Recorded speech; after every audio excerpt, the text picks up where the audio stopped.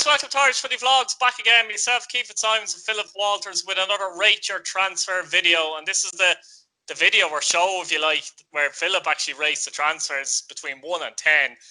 10 being extremely likely, 1 being extremely unlikely, Philip. You mightn't like the first one. Jack Byrne to Apple Nicosia, Mick McCarthy's team. What do you think here?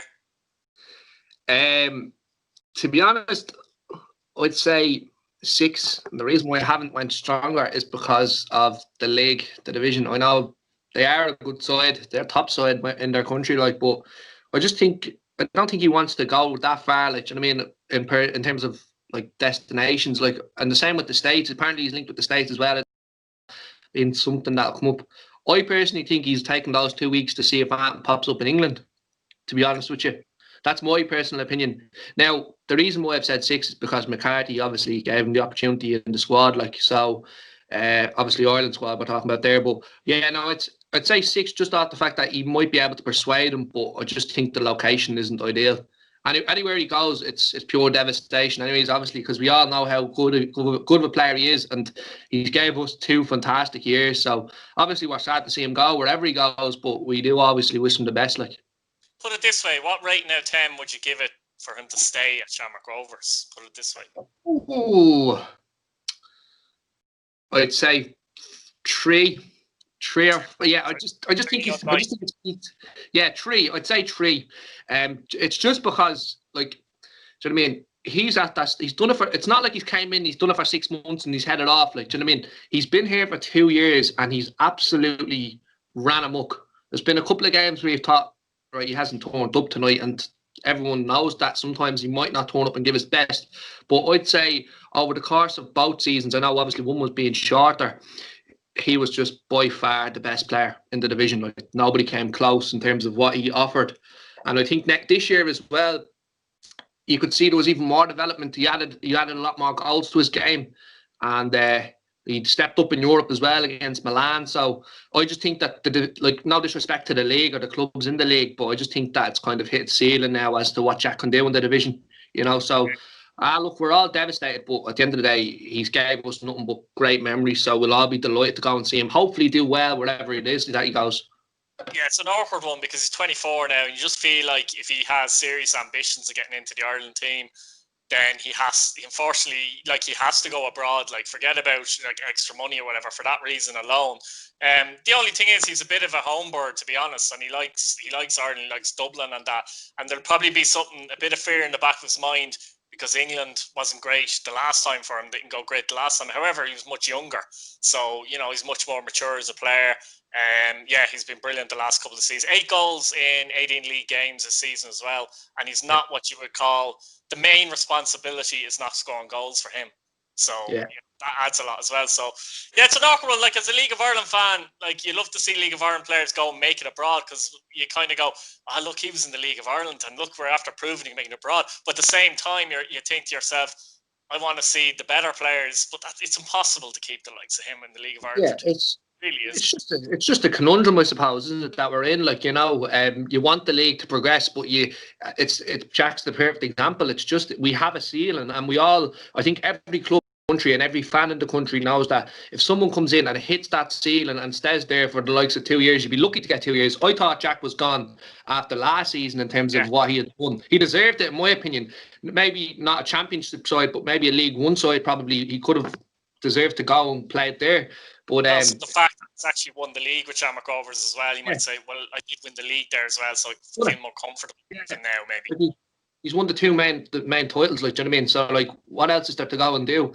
Like, at the end of the day, obviously, we'd love to see us getting into Europe, but I just don't see that being as a thing that would influence him staying, you know, because at the end of the day, it's predominantly league and cup based in Ireland, do you know what I mean? And you might be out the first round in Europe, like, so I couldn't see that being something that would be persuasive to make him stay.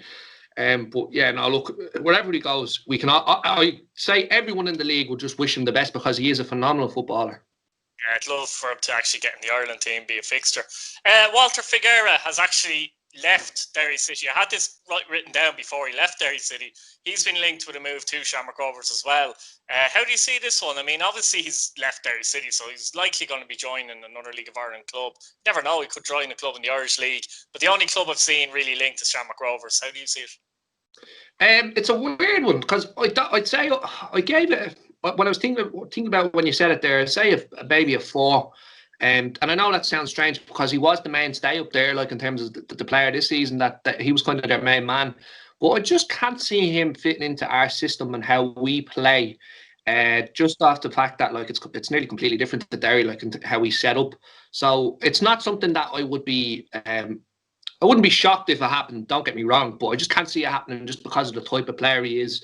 And at the end of the day, I'm not sure if we're looking for that type of player at the moment in terms of where we're going. Like, you know, so I'd say maybe a 4. It wouldn't surprise me if he moved to another Dublin club, though.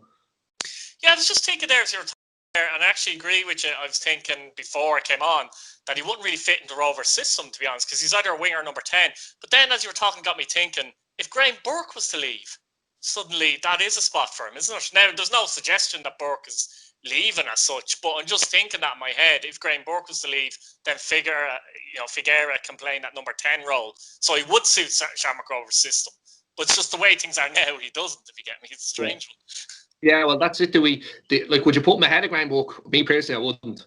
Like, he's a good player. Don't get me wrong. He is a good player, and like unless, at the end of the day, be willing to come to Rovers to, I won't say sit in the bench, but rotate maybe.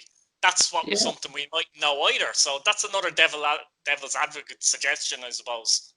Yeah, no, absolutely. I don't think he's that type of player, though, Keith. Would you? I think he kind of needs to play. You know, in terms of the type of player that he is, I could see him being someone that would sit on the bench and kind of, if he's on the bench for a couple of games, he might not have the same input when if he was to start. Like, I just think it might knock his confidence a bit because at the end of the day, like he had a great season this year. Like overall, Derry done okay, but I thought he was maybe that bit of quality that they needed and they had.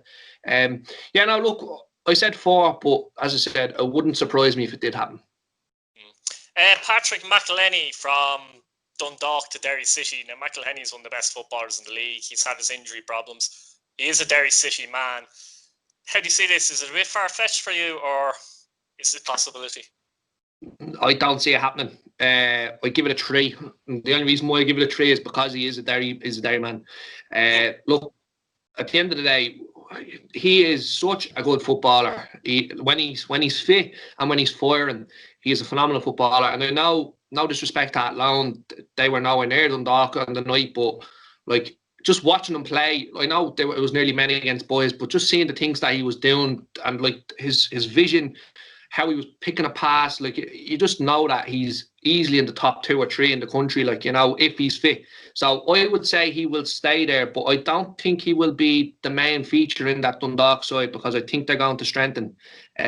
We obviously discussed this before, and Cian Menton said it as well that he reckons they're going to strengthen. So I come more of a squad player if he doesn't get his injuries sorted out. So no, I'd say he'll stay and remain at Dundalk for a couple of years. Yeah, I think so as well, to be honest. Yo-Yo Maddie to Bowes. Now, this was mentioned about 2 months ago, but I'm bringing it up now because he's basically on the transfer list as such, you know, the transfer list. But that would suggest that he's probably leaving UCD. And of course, we know UCD, like, you know, you're not getting wages there or anything like that, obviously. Maddie to Bowes? It makes sense. In my opinion, it makes sense. Obviously, look, he had a good year last year, like, you know, and done well for them. So it wouldn't surprise me if anyone picked him up because he's got the talent and I've watched a bit of him. I'm not going to say I've watched loads of him. I've watched a bit of him, but the bits that I did watch from him, he did seem like quite a good, talented player. So he could go and play pretty much, I'd say, in anyone outside the top 3, you know. So maybe it's probably a bit of a step at this stage, but at the same time, you couldn't rule it out. I would probably give it a 5, and the reason why I'm going 5 is because of Denny Corcoran leaving, so they need to get someone in. Yeah, he kind of fits the profile though, Keith Long, a little bit, doesn't he? He's I think he's 22, just about gone 22. But the thing I like about him when I see him play, he's not just a goal scorer. He moves in that forward line. He's elusive as well. Andrew Wright does that job kind of for Bohemians. You said Green kind of does it for Rovers as well. You know, he could become competition for Wright. Like, that could be the thing as well. Like, you know. Yeah, absolutely. And as you said there, Keith, we've discussed this before. He is that type of Keith Long player. Like, do you know what I mean? In terms of his kind of profile, where he's coming from. Like, it does sit up well. I probably should have went a bit stronger actually. Now that you've just reminded me of that. Well, you can change your mind. No, That's fine. we'll go with 6. We'll go with 6 just because of the fact you said it's he does actually. I didn't think about that. He does actually sit well in terms of a Keith Long type of signing. So yeah, no, we'll change that to a 6. Look, he has got the potential to be a top player. Like, do you know what I mean? And I really do hope that he does. But he could go anywhere, as we've said. But we'll give it a 6 for Bowes. I have to admit, I've taken my Pats all day. Sam Bone from Waterford. Obviously, he's left Waterford, but Waterford to Pats, you could say, really. Centre back and play right back as well. How do you see this one going? Ex-Shamrock Rovers, of course, as well. Yeah. First of all, Sam is an absolute phenomenal footballer. And I'm pretty sure if you've watched a couple of games of him, you pick that up straight away. And everyone at Shamrock Rovers was very, very sad that he left in the first place. And we thought it was a mistake that he had went to Waterford. And I'm like, do you know what I mean? It's just if he could sort out his injuries, it's like McElhenney. If he could sort out his injuries and get a good run going, he could play in the top team in the division. What I think his best position is, from what you've seen of him. Right full, to be honest with you. I think he's just like if he was to play centre half, that's fine. But I just think he's more of a ball playing midfield, like a ball playing defender. So he could play centre half as he obviously had. But I just think right back is his best position because it gives him that little bit of an option to get forward and offer something else. You know what I mean? When they're going forward. To be honest with you, I would actually be delighted if he came back to Rovers. Just simply off the fact that we all know how talented he is. He just needs to get the injury sorted. I would say a 7 in terms of Pats because it does seem at this kind of time where Pats are, where he is, I think it sits him well and it probably would be a logical move. So I would say a 7 on this one. The only reason why I haven't went stronger is, again, he could play for anyone in the division if he's fit. You just won't know where he turn up, but I'm pretty sure. I think he said in a recent interview that he knows where he's going, so that's going to be interesting in the next few days. Yeah. But yeah, good player. Injuries, you're right there as well. All right, lads, we'll leave it there. Please like the video, subscribe if you're new, and let us know your thoughts below. Thanks for watching. Thanks, Philip. Good stuff.